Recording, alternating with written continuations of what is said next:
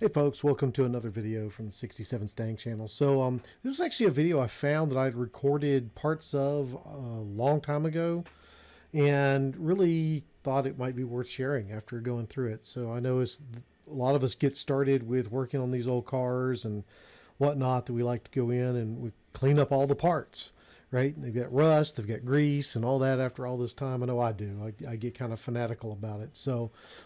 Anyway, I just thought I'd go ahead and share that with you. So I'll kick into recording I've already done and we'll see how it goes.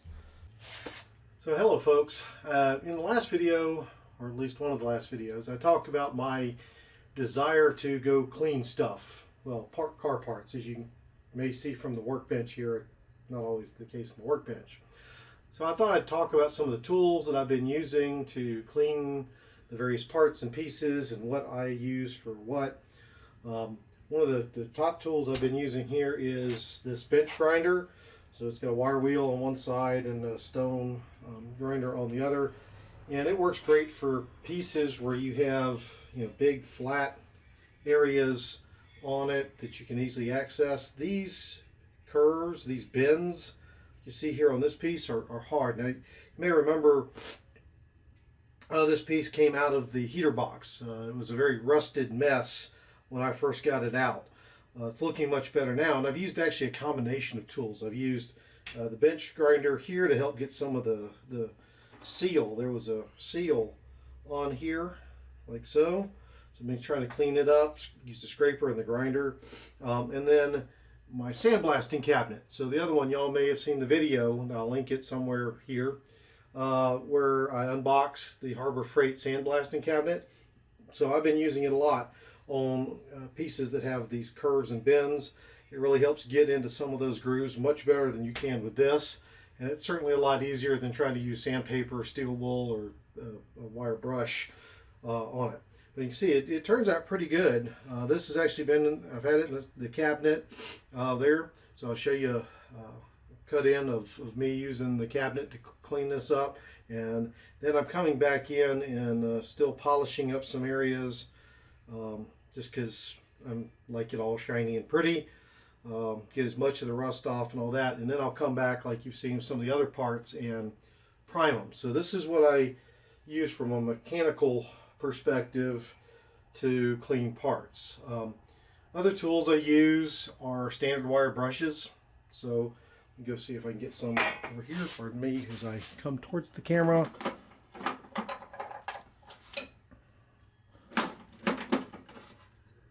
So I have a bunch of little wire brushes. I have some big wire brushes too, but these are also good for getting down in these crannies and getting dirt out and scrubbing them out just to get them cleaned up. So I use that a lot. On my drill, I have a wire brush that goes on my drill, which I'll go get really quick. I should have brought it in here and show that to you as well. So hold on a second. So, and like magic, I'm back. Okay, so again, here's my drill, just a cordless drill with a wire brush. There's various types of wire brushes that you can use and fit. It's just the one I have. Just gets in there, good for crannies. This is what I've been using on the floorboards to get it cleaned up. Be careful, it is sharp. Ow, that hurt. So, I've been using it. Here's another wire brush that I use here. This actually came from my grandfather. It was his originally, so thank Granddad. What other things? From chemical perspective, I've been using a combination of various things. Acetone, so if I'm going to paint something that I've taken down to bare metal, like this piece here, then I'll use acetone and a clean cloth to wipe it down, get all the oils and all that off there. It helps the primer and the paint to adhere better. On things that are already painted and whatnot, I'll use mineral spirits. It's not as corrosive, or not as strong, I guess, as the acetone there. Then I've been using various degreasers, right? So this is Awesome Orange. I've used a couple of these just to get the grease and stuff off on things that are highly greased. That and a rag and some, again, wire brushes and stuff. And then lastly, various grits of good old-fashioned sandpaper. This one you can see it's been used a lot. So these are all just some of the different tools I use. Oh yeah, and a good old scraper. This comes in handy for getting things like the seal or gaskets off. So you want to have a good scraper. I actually have several. I have a metal one, some plastic ones. Really depends on the surface you're working on and if you're scared of damaging it or whatnot. So good scraper. So yeah, this wheel is great. You know, the grinder, bench grinder, great. It's loud, I know.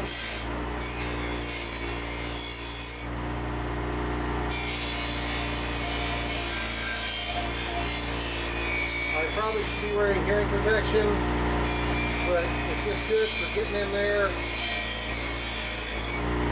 cleaning off parts, polishing them up so they look better. A couple safety notes about using the bench grinder. One, it gets the metal hot, so be very careful about touching it. You should be wearing gloves. I should be wearing gloves. I burned myself enough, I should know this, but yeah, what the heck, right? So, you know, like I said, it's a handy tool. This is good for getting off heavy things or polishing things or sharpening knives and things like that.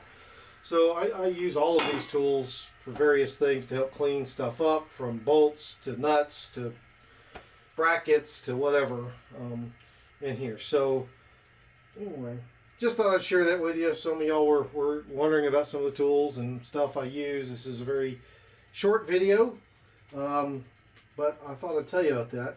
What I do want to do is talk more about the sanding cabinet now. So let's go out to the sanding cabinet, and I want to talk about it, give you a quick little review of it and what I like about it, what I don't like about it, and so you can make a call if you want to get one yourself. So let's go out there and take a look at that now. Okay, so here is the cabinet. Again, y'all hopefully remember it from where I did the unboxing video and assembly of this Harbor Freight sandblasting cabinet. Overall, I like it. It really does help when you're trying to clean up complex parts and stuff that you can't get to with a bench grinder easily. So it's been very helpful on the car with various brackets, the ashtray, the parts you just saw from the heater box. And so from that, definitely a thumbs up. It's been very beneficial. It does get into those nooks and crannies. So from that, I really do like it. I think it's well worth the investment. It's pretty cheap. It's $150-ish. I'll double check the price before I publish the video from Harbor Freight.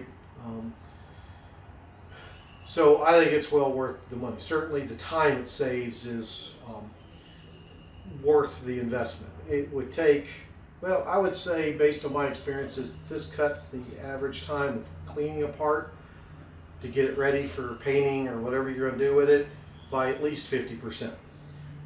Probably more than that if you're dealing with a really complex part. It has a lot of bends and nooks in it. So that's the good thing. You can use a wide range of blasting media in this. I'm using just straight sand. Just fine playground sand is what I'm using in this. You can use what you call it, walnut shells, glass beads, and all that can go through here as well. So that's all the good. Does a pretty good job cleaning things up. So what is the bad of this thing? Well, first off is the stance. As y'all may have seen in the video earlier, I'm 6 foot. I have to bend down to use the cabinet to get in and spray.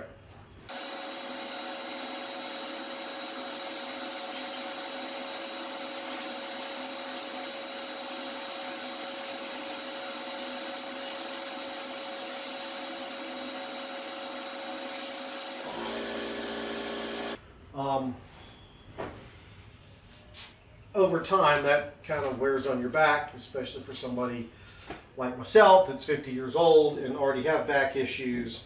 So that's a little troublesome. I'd like it to be a little higher. So I've seen videos where somebody's actually built a stand for this thing. It actually raises it up a good bit. I'm thinking about doing that. The other issue is this light. Now this is an older version of this cabinet. Newer ones I think have fixed this, but this is a fluorescent light up here shining down in here. It's not very bright, especially when you get the sand and stuff going in here. It still gets hard to see through this window, so it's not easy to see exactly what you're doing. Again, I've seen several videos where people recommend upgrading the light in here. I would agree with them. I'm just, well, lazy, cheap, whatever you want to call it, to do that. The other couple of things I'll say is I would definitely recommend, I don't have one on here, putting a pressure regulator on here, something that regulates the amount of pressure that's being pulled from your compressor. I don't have one, and this thing will drain out my compressor pretty quick, so it has to kick on, which makes it very noisy. So that part I don't like about it, and you got to give it time to really build pressure back up for it to work effectively. So if I had a regulator here that I could control the amount of airflow going into the cabinet, that would be recommended. And I've seen, again, videos and even the instructions when I put this together suggested doing that.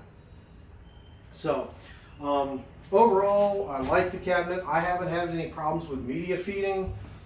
Some folks said that the way the intake tube in here is set up, it's not very conducive to certain types of media, but the sand that I've been using is working great. I do wish, now they had said that this exhaust port that's over here fits a shop vac hose, and it's too big, so I probably should take that up, but then I can't use my shop vac. So I do run this to suck out some of the sand and whatnot through there to keep it cleaner, but a lot still gets out. I end up with sand over the garage floor. Not a big deal on that. So overall, again, like the cabinet, could use a few improvements, but you know, beggars can't be choosers. I was lucky enough, as you saw in that unboxing video, that my friend David gave me, or I should say loaned me, and he didn't give it to me, loaned me this cabinet. He had it in his basement, never used it, so you know the cost was right free. So David, I do thank you for letting me have this. It's really been a godsend. I'm getting parts done and cleaned up for the Mustang. A lot easier with that. So anyway, again, short kind of video, not super technical, but I hope you have enjoyed it. Learn a thing or two about it. If you have any questions about any of the tools I've talked about, if you have any other methods you use to clean parts and whatnot, please share them with us. Put them down in the comments. And with that, y'all, see y'all in the next video.